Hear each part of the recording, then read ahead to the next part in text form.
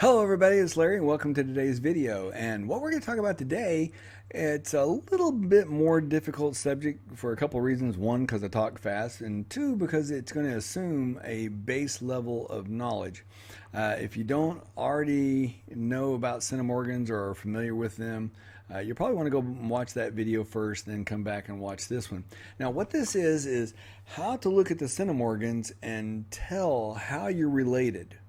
And not what is their relationship, that's a different question, but how you're related, who's your MRCA, and you can tell that by looking at the numbers.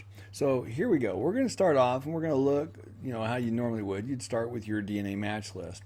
And I'm going to just pick these three here in a row and for a specific reason. So this one is 840. So we're going to come over here to the DNA Painter and enter 840. And for those of you who don't know DNA Painter, you need to use this. You can go to dnapainter.com, select tools, and the first tool that it lists is this tool, okay, which is the shared centimorgans. So you put in the centimorgans, the CMS that we found right here, 840, okay. So we entered that in here, and it gives us the probabilities. Now, it's 3%, it could be one of these, 96%, it's one of those. So we're going to look at this. Now let's bear in mind that I'm closing in on 60, which means this generation would be closing in on 80 or in their 80s, and these people would be closing in on 100 or in their 100s, and these people would be closing in on their 120s or in their 120s. If they were in their 120s, they would be recognized as the oldest living person. So I'm going to say that this line and this line are probably safe to eliminate from our search, okay? So we don't really have to worry about that. We're looking from here down. All right, so what that means right away is every one of these fall under this green grandparent. I don't even, now it could fall under parent too, but all of them fall under the green grandparent. That's powerful information. It says that I am related to all of them via my grandparent or closer, but all of them from my grandparent. And that's huge. That's huge information. So we're going to look at the next one, and the next person on the list is 781. And if I put 781, it's going to come back with almost identical results. It's going to change that percentage a few percent. And if we go over here and we get the next one, it's 753. And we'll put in 753. Again, it changed the percentages a bit, but it's still 85%, and the same ones are shaded out. And it also tells me, 60, 80, 100, 120s, I can really take out that line and probably that line too. Okay, so if I'm in my 60s, now it's possible, don't get me wrong, it's possible, but we're going to go with the probability is 85% likelihood not there. Now, I gave you three. We gave you the 840, the 781, and this one, which is 753. And the reason I gave you all three of those is they each are related to me in a different way. And there's a simple question to find out where they go. So if this is me as self, if someone is a generation older than me, they're on this line, which means if they're older than me by a generation, they're going to end up being my half aunt or uncle. If they're the same generation as me, it says half first cousin or first cousin. But if we're looking at 753 or the 840, then we're really not looking so much on this side as the likelihood is on this side. And then the next line is if they're a generation younger than me, and it has the opposite, here, the 800 mark is on the half niece and nephew, whereas the 400's over here. It's not going to be likely the 400. It could be, but not likely. So if we take this out, we've got older, same age, and younger. All right. Now we're going to assume you'd know if you had a great grandchild, and these are remote possibilities, but really this one's the only one out of any of those that's even a likelihood. But that assumes 2 generations down, and we'll get into that in a different video.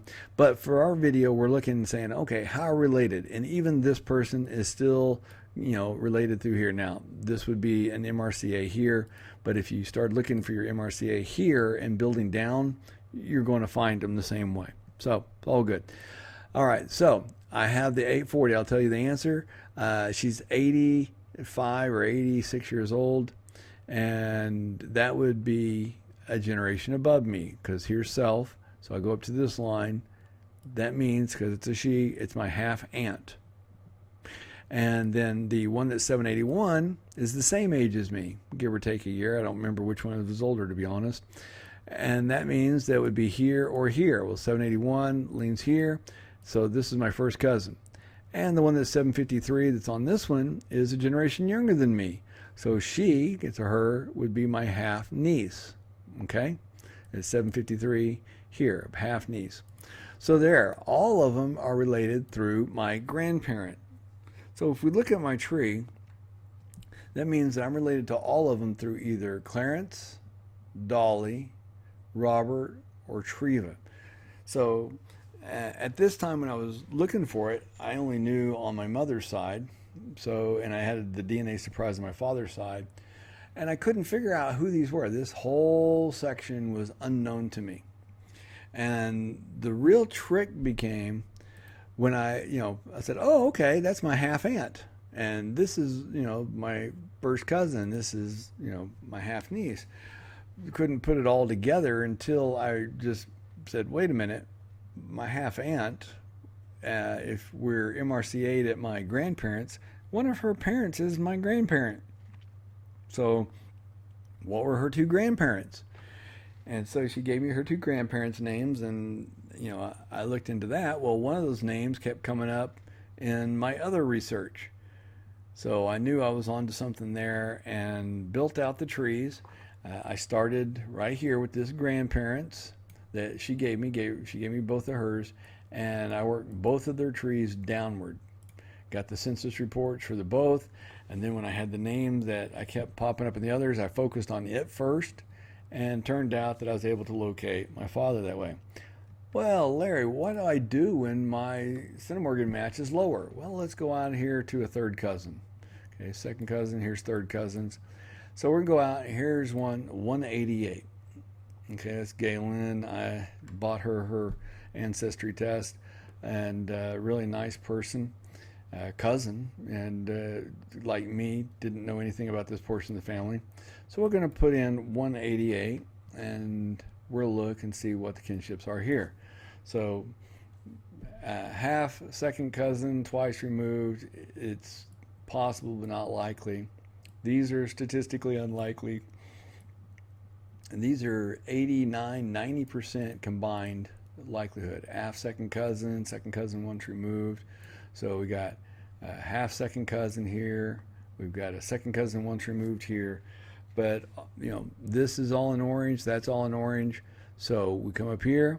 It means we're most likely related at the great-grandparent level. Okay? So now this is huge, especially if you've got a tree and Through Lines has done anything, for you. So great-grandparent level. So here I am, parent, grandparent, great-grandparent. So one of these great-grandparents, and I know it's a father's DNA surprise size, so one of these is going to end up being how we're related. So I'm going to come over to Through Lines. We said it was a great-grandparent. Here's my great-grandparents. I'm going to click on this one and look, scroll over, expand, and there she is. So Galen is at 188 on the match to me and matches my great-grandfather. So 1, 2, 3 generations up to my great-grandfather. And let's see, pull over the tree. So 1, 2, 3, there's my great-grandfather, William A. Brown. There's the through line, William Alexander Brown. So there you go, and that shows you how when you're looking at the centimorgan matches, it doesn't really matter. It can be a more distant one, it can be a closer one, you can have all sorts of them. But when you put it in Painter and it shows up, you're going to be able to look at it logically, because here you are, 1, 2, 3 generations up. It could technically be my half great aunt or uncle. For me, not likely, because I'd put them in their 120s. They'd be on the news as the oldest people alive. Could be. I'm not saying it can't be. It could be. But I'm going to say, for the purpose of spending lots of time, I don't think that the person I'm seeking is the oldest person in the world and they happen to take an ancestry test. So I'm going to look with stuff that's a little more likely, and a little more likely is spending time looking under the orange.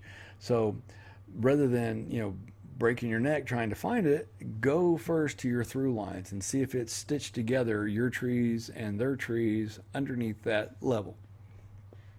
But the main thing is learning how to look at the numbers on your match list, and instantly right here, they match you at a parent level, 3,300 or above. Here's some 2,200s. These people, all these in this area here, and here we'll reset it so it's easier to read. All of these that are in this blue-gray all relate through here. If they're in the green here, orange here. So by knowing that, you get matches at, let's say, 123, well, they could be over here in the orange too. There's a 123, there's a 123. So 1, 2, 3 generations. Well, that's possible. 40s, 20s, a newborn. Not likely a newborn took a test, but, I guess in some cases. Your 123 is more likely to be over in that area. It could fall into these ranges. So you have to 127. But you're looking at a third great-grandparent. So click on your third great-grandparents, expand them all out, and look and see if through lines can help you there. But the most important thing is you, after a while, will be able to look at the number, whether it be a 430, that says you're a half first cousin, or 430, that means you're a first cousin once removed. It doesn't matter which one it is. First cousin, half great aunt or uncle. Doesn't matter which one of these two it is. Both of them come under the grandparent. So the purpose of your research and to fast track finding out the answers to those hidden questions is realizing quickly it doesn't matter whether they're on the left side or right side, first cousin or half aunt or uncle, or a first cousin once removed or a half first cousin. They both fall under your grandparent. So, you want to really focus on your grandparent matching up with them. And then, if it's a lower one, if it's in the 120s to 200s, then you probably want to be looking at the great-grandparent. If it's in the 50s, third or fourth great-grandparent. So that's how you use the numbers behind the numbers. Hope you enjoyed the video. If you did, give it a thumbs up. If you practice this for just a little bit, using the DNA painter, and instead of looking at your kinship, look to figure out where your MRCA is. If you do that, it won't take you very long, and you'll be able to look at pretty much any number in your DNA match list and immediately know where they fit on the tree. And what makes that so amazingly powerful is because you have a limited number of surnames in each group. There are only 4 surnames at the grandparent level. There are a whole lot of possibilities, within this grandparent level right here. Coming up, all of these, and all these inside here all fall into that grandparent level, and there's only 4 of them. And then these names, see, Brown goes up, McFarland goes up, Perriman goes up, or Collins goes up. 1, 2, 3, 4 more are introduced at the next level. So you have 4, and then if you get to the great-grandparents, you get 4 more. You only have to enter 8. So when we're looking again, when we get up to this great-grandparent level, so that means all of these numbers right here are going to fall within those 8 people. Those same 8 people. Now, the look for the cross references on those surnames becomes much, much easier because you're not trying to figure out which one of all of these squares am I related to the person on. You're just saying, hey, I know I'm related through this person. Okay? I know I'm related to that. And that lets you build the tree out from that location down. Even if it's a DNA surprise, all you need is one clue from anybody, somebody having a tree. If one person has a tree and it shows a tree out, say 3, 4 generations, and this is where they're at, well, 1, 2, 3 to get to here. If they've got 4 generations, they're on up to here. So you know who their great-grandparents are, or their grandparents are if they're in this case. If any one of these people have a tree and they have their grandparents listed, both grandparents, your grandparent has to be 1 or 2 of those 4. So it's really important to find the MRCAs in your matches. I know, again, we're all looking for that kinship to that person, and that's great, and you want to find that. And DNA Painter is great for that, because when again, let's plug one in here randomly. Let's just say 500. When I plug in this number, it tells me how they're related to me, or excuse me, all their possible kinships to me. But I can tell you right now by looking at this, they're probably related under the grandparent level. It could be a 900. Remember I said 500, so that's quite a bit lower than there. It is possible right here, half great aunt or uncle. But again, knowing my age, that'd put them in their 80s and them in their 100s. So I'm going to eliminate probably the 100-year-olds and above from my criteria, which means everything I'm left with comes under the grandparent except for a second cousin. Everybody. So in order to capture that one within that, I would probably start right here and build out, because here falls everything under. But in order to catch this one rogue second cousin, start here at the great grandparent. So there you have it. That's the number behind the number. You'll be able to look at any number, and it won't be long, and you'll be able to say, is it a grandparent? Is it a great grandparent? Is it a great grandparent? Great great grandparent? And then you can come over here and look at your tree. Is it a grandparent, great grandparent, or a great great grandparent? You got 4, you got 4 more, and then you got 8 more.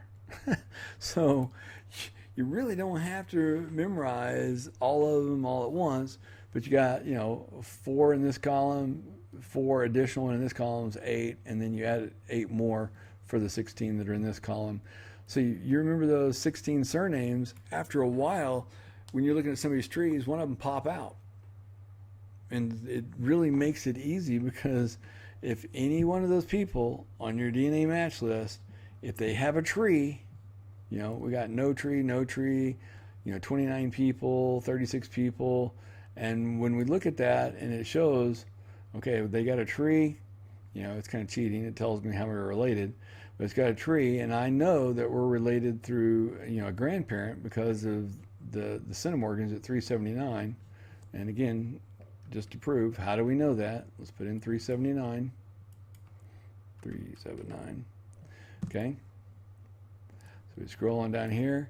Now it could be at 379 here, but that's really buffering on the high side. Buffering. It could be that one, but again, 2 generations up, they'd be over 100.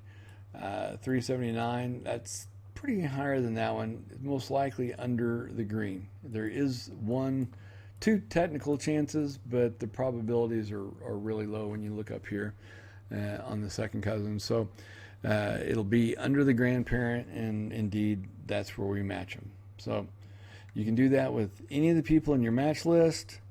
Find out here, I'm looking for names that I can recognize at their grandparents level. So I've got them, parents, grandparents, Trebick, Ward, Keatley, and Brown. And so since I have a Brown in my tree, I have a Brown in my tree at the grandparents, so parents, grandparents. I've got Brown, McFarland, Perriman, Collins. I know I'm probably going to end up kinship through the Brown. Again, I know that was fast. You may have to rewind it and look at it again. If you spend just a little bit of time on it this weekend, I think you'll find that this helps you immensely. Again, look for how you're related, not what your kinship is. What your kinship is, are they a first cousin, are they aunt, uncle, niece, nephew? But look at what your MRCA is. And it won't be long, and you will be able to spot, is it a grandparent, great-grandparent, or second great-grandparent? And if so, then they're grandparent, great-grandparent, or 2 great-grandparent right here. And you'll be able to spot exactly how they're related to you simply by looking at the names in the tree. And if you don't know, how they're related, then you're going to look at multiple trees of that person and say, okay, that person had a tree with a Brown in it, another person has a tree with a Brown in it, and start building it out from there. Hope you enjoyed the video. If you did, give it a thumbs up. Share it with all your friends that you think are strong enough in DNA to really kind of do this. Again, it's kind of hard to understand what I'm saying. You may have to back it up and forward a few times to kind of get it. But once you do, you'll never look at these numbers, the centimorgan numbers again, the same, because it'll all just kind of, you'll just be able to look at these numbers and say, oh, I know how they're related. Okay? I know this person's going to probably fall under my grandparents. It's weird. Yeah, just after a while, it just, any number, somebody says, hey, I've got this match that, there are 400 centimorgans and I don't know how they're related to me. You share a grandparent. I don't really even have to look at more than that. You share a grandparent. And, there's some small percentages, 96 point something percent was I'm right, and there's a 3.7% that I'm wrong. But, if you focus your efforts on that 96%, 96% of you will find it the answer you're looking for. And the 3% of you will have to go up one more generation, in which case everything you found will be a supporting branch for your next step on up. But it's better to focus at that lower one and work your out and not find it, and then move up a branch, because 96% of the time that will catch it in the net. I appreciate you all. One quick note for those of you still listening. Probably by the end of the day releasing this, we'll be at 4,500 subscribers. And for those of you who've been with me for the 6 months since we started this, we started it, I was shocked when we had 100 subscribers. We did a special kind of video on it. We included it in one of the videos. Just I was blown away. I was hoping for 100 views, much less 100 subscribers. And here we are today, getting ready to release this one, and we're knocking on 4,500, which will probably come today. I just can't say thank you enough. And hopefully you find the videos useful and that you can use them and share them with people and it helps them. The whole goal is, really to help other people that have had the DNA surprise locate their family members, because I know what a gut punch it was for me. We've helped lots of people, and I think this one helps. This is a video that helps, by being able to look and see where your MRCA is, your most recent common ancestor. By identifying that person, it really simplifies the process, because I myself got bogged down for months trying to figure out how each one of these people were related to me. And instead, the question I should have focused on is, what kinship is my MRCA, even if I don't know it? And then start looking at the clues in all the different trees. Once I did that, it fell together literally within a day. And so hopefully, it'll do the same thing for you guys. I thank you all. I appreciate you all. And you guys have a great weekend.